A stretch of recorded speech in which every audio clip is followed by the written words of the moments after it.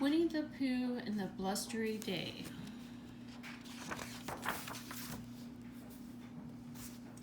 One fine day, the east wind traded places with the west wind, and that stirred things up a bit in the 100-acre wood. And on that windy day, Winnie the Pooh decided to visit his thoughtful spot. As he walked along, he made up a little hum. This is how it went. Oh, the wind is lashing lustily, and the trees are thrashing thrustily, and the leaves are rustling gustily, so it feels that it will undoubtedly be a rather blustery day.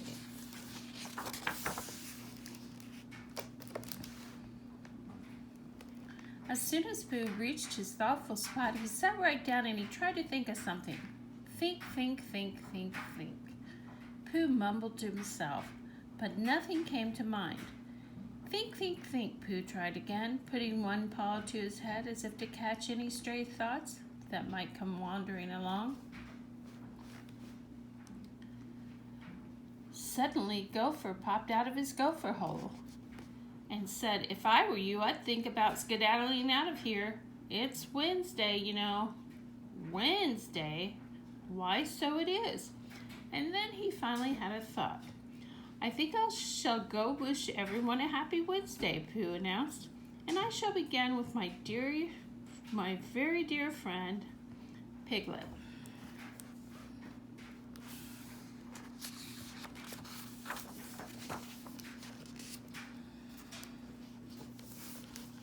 Piglet lived in the middle of the forest in a very grand house, and on this blustery day he was sweeping fallen leaves away from his front door. He had just swept up the last leaf away when a big gust of wind blew it right back at him, scooping him up and whisking him away. "I don't mind the leaves are leaving," Piglet observed. "It's the leaves that are coming." And with that, he was blown right into Pooh Bear.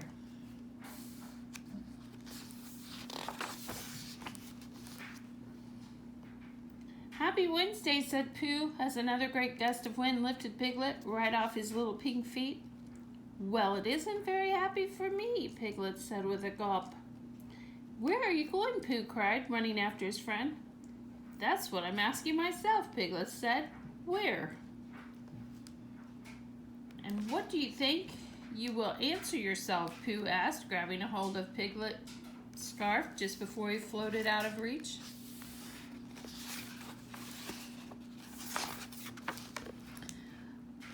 "Oh, Pooh, I'm unraveling," Piglet cried. Indeed he was, or rather his scarf was, like a pink kite on a long green string. Piglet went sailing off into the sky. "Oh dear, dear," he stammered, clutching the string. "Hang on, Piglet," cried Pooh from down below. It wasn't long before Piglet was flying over Kanga's house. Kanga had just hopped outside to get the mail. "Look, Mama," said Roo, peering out of his mother's pouch. "A kite." "That's not a kite," said Kanga. "It's Piglet." And before Kanga could say another word, Pooh skidded to a stop in front of her.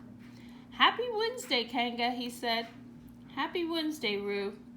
"Can I fly Piglet next, Pooh?" Roo asked. But Pooh and Piglet had already breezed past little Roo.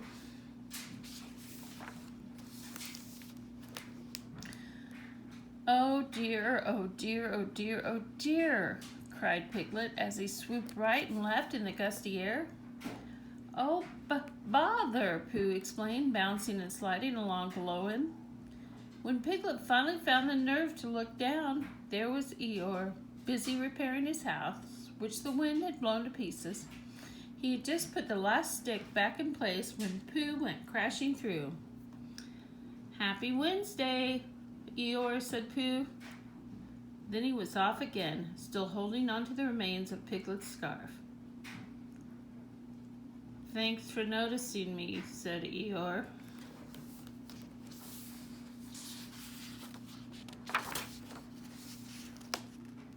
Not far from Eeyore's house was Rabbit's garden.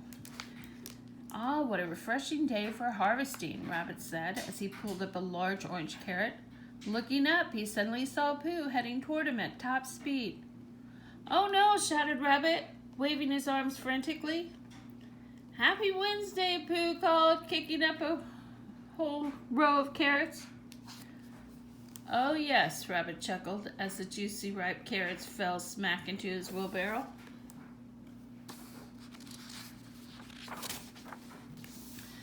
Stronger and stronger the west wind blew, and before long Piglet found himself blown right up against Owl's window.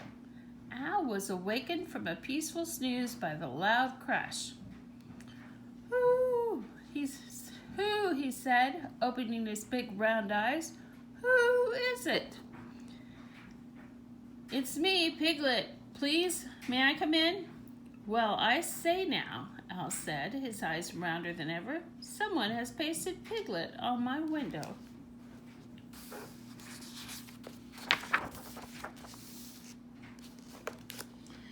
Just then, Pooh's face appeared beside Piglet's. Owl invited them both in, and soon Pooh and Piglet were comfortably seated in Owl's cozy living room. "Am I correct in assuming it's rather a blustery day?" asked Owl. "Oh yes, that reminds me. Happy Wednesday, Owl," said Pooh, hungrily eyeing a big honey pot on the table. "Wednesday?" Owl hooted as the wind whistled through his house. "My good fella, I wouldn't go so far as to call it Wednesday. Just a mild zephyr." "Excuse me, Owl, but is there any honey in that pot?" Pooh shouted over the howling wind. "Oh, yes, of course," Owl said. "Help yourself." While Pooh eagerly reached for the pot of honey, which the wind had just blown clear across the table, Owl continued with his story.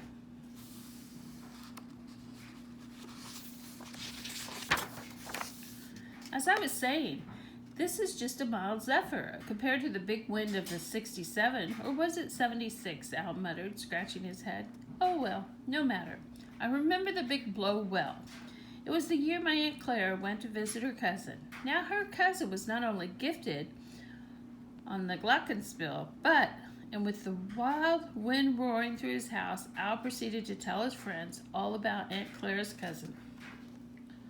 He didn't seem to notice when the teacups clattered to the floor, and he barely paused when the wind swept Piglet right out the door and back in again.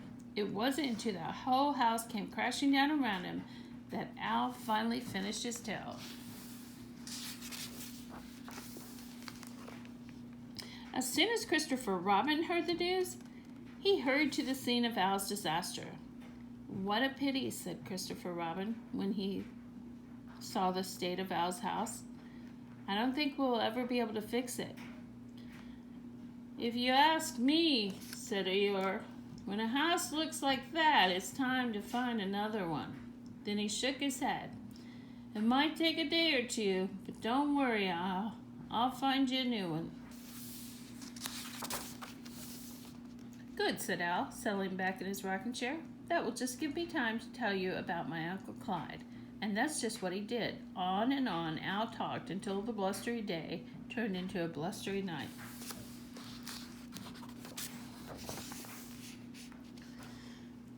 For Pooh, it turned out to be an anxious sort of night, filled with anxious sort of noises. One was a particular noise he'd never heard before. Rrrr. It wasn't a rumble, it wasn't a grumble, and it wasn't exactly a growl. But whatever it was coming from just outside Pooh's door.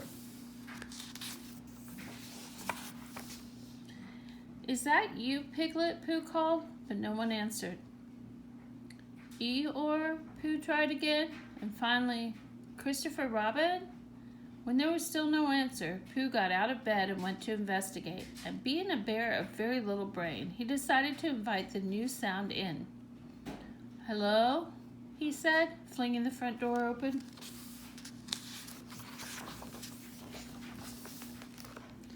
Suddenly, a big, bouncy creature bounded in and knocked Pooh flat on his back. "Rrr, hello," the creature said from atop Pooh's chest. "I'm Tigger." "Oh," Pooh replied, looking up into Tigger's smiling face. "You scared me." "Sure I did," Tigger said good-naturedly. "Everyone's scared of Tiggers. Who are you?"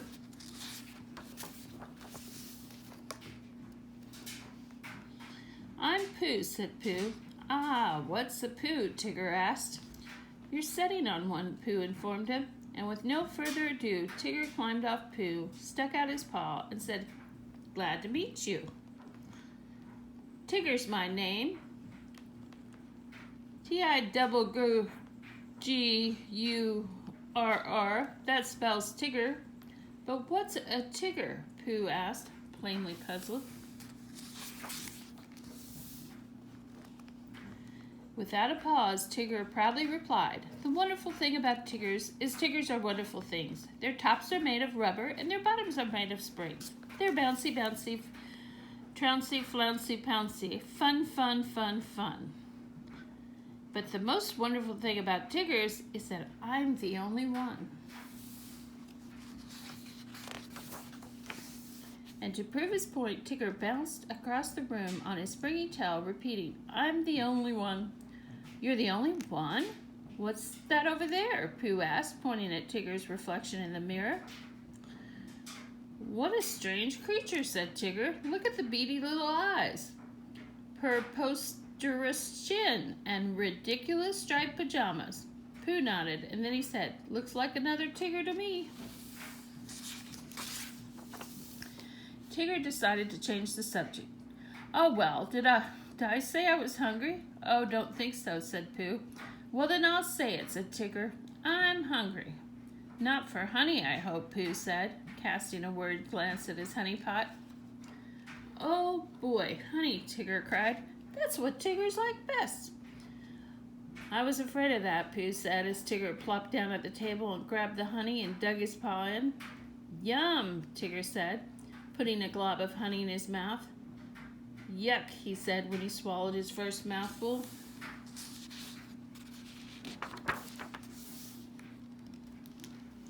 Tiggers don't like honey, he said, gagging. That sticky stuff is only fit for heffalumps and woozles. You mean elephants and weasels? Pooh corrected him. That's what I said, heffalumps and woozles, Tigger replied. What do what do they do? Pooh inquired. Oh, nothing much, Tigger said nonchalantly. Just still honey. And with that, he went bouncing out the door and into the night.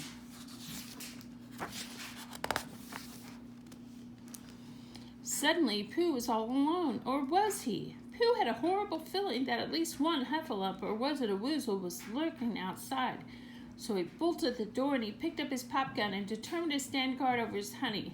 Hour after hour, Pooh kept his lonely vigil while the very blustery night turned into a very rainy one. Lightning flashed and thunder crashed, and somewhere between the flashing and the crashing, Pooh fell asleep.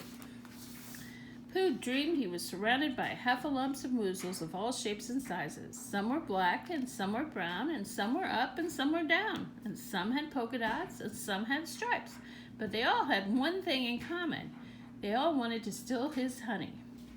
As Pooh tightly clutched his honey pot, one of the heffalumps turned into a watering can and began dousing him with water. The chilly drops cascaded over Pooh, soaking him from head to toe.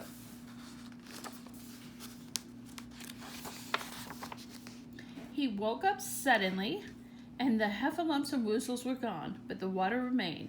It was already up to Pooh's knees, and more was leaking in through the ceiling. Pooh slogged down across the flooded floor to his mirror. After studying the very damp mirror reflected there, he asked, Is it raining where you are? Without any waiting for an answer, he said, It's raining where I am too. As a matter of fact, it was raining all over 100 Acre Wood. The rain came down, down, down, and the river rose up, up, up, rising so high it finally crept up out of its bed and into Piglet's.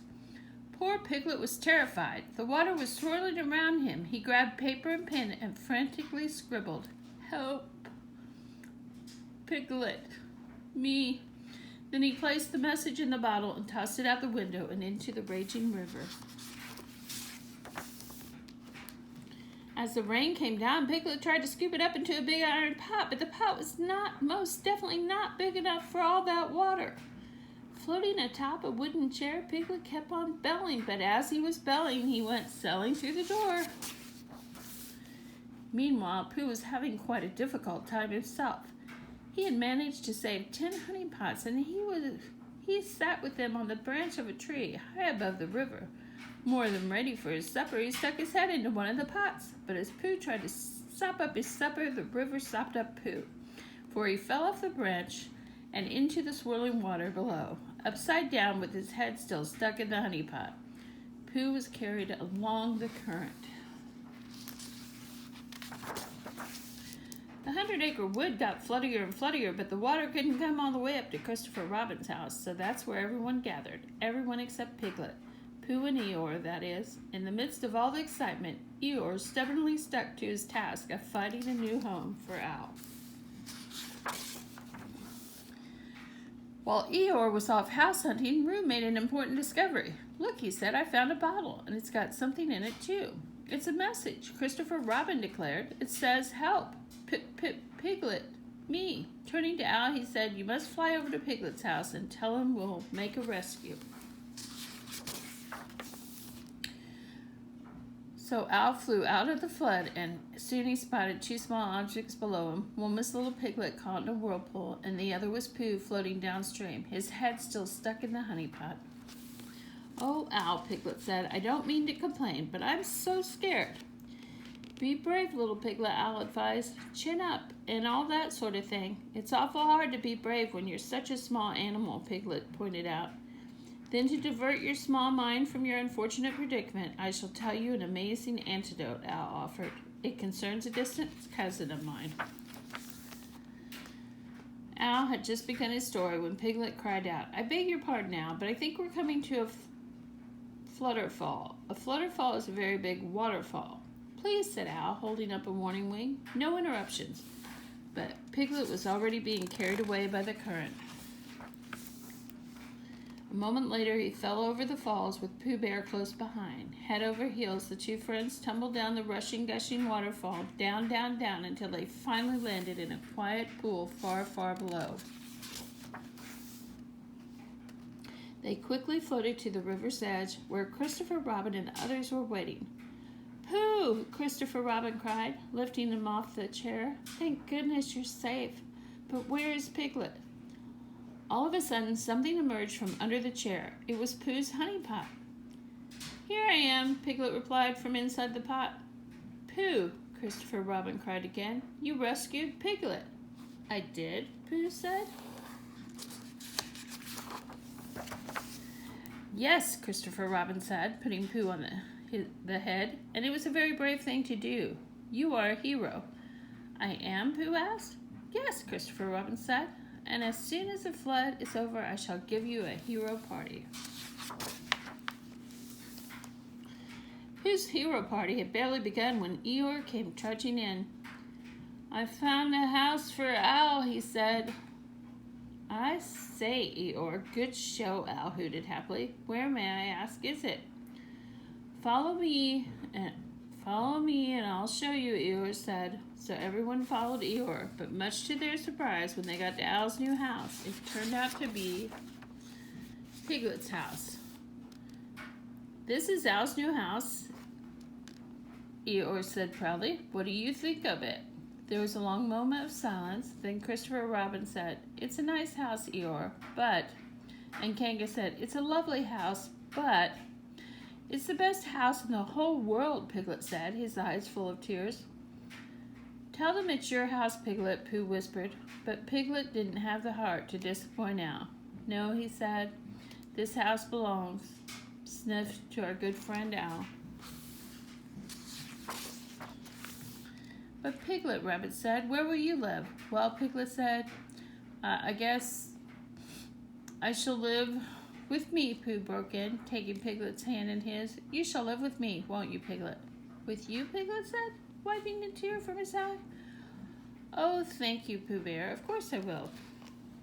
Piglet, that was a very grand thing to do, Christopher Robin said. A heroic thing, Rabbit chimed in. And that's when Pooh had his second good thought in 2 days. Christopher Robin, he began, can we make a one-hero party into a two-hero party? Of course we can, silly old bear, said Christopher Robin, and so they did. Pooh was a hero for saving Piglet, and Piglet was a hero for giving Al his grand home in the beech tree. To celebrate these deeds of bravery and generosity, everyone gathered around the heroes, shouting, "Hip hip hooray for Piglet and the Pooh!" Then Pooh and Piglet scooped up in a blanket and tossed high, high, high into the clear blue sky. And that's the end.